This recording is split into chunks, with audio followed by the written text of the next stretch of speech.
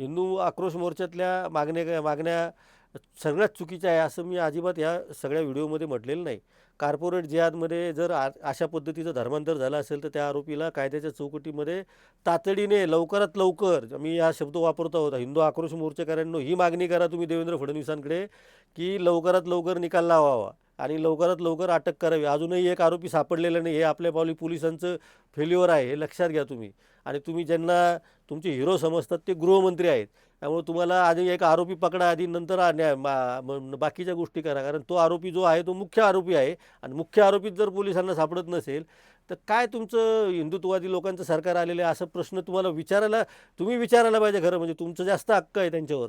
त्यामुळे तुम्ही जाऊन देवेंद्र फडणवीसांना हे विचारलं पाहिजे की मुख्य आरोपी का पकडला जात नाही नाशिकच्या कार्पोरेट जिहाद प्रकरणामध्ये.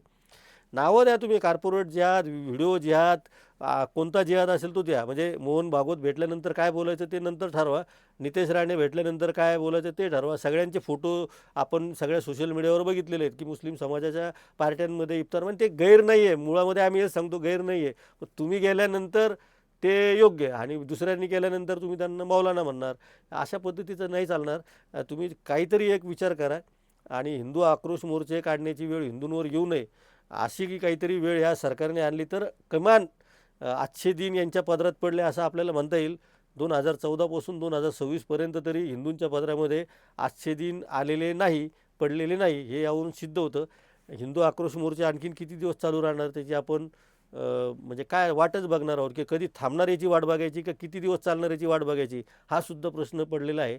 आणि स्वाभाविकपणे हिंदू आक्रोश मोर्चात सहभागी झाले लोकांनीच स्वतःलाच काहीतरी वाटलं पाहिजे. आता काय मी शब्द वापरू तुम्हाला की तुम्हीच निवडून देता आणि तुम्हीच मोर्चे काढता आणि तुम्ही ज्यांच्या जे सत्तेत बसलेले आहेत त्यांना विचारतच नाही की हे कसं काय घडतं आहे सगळं.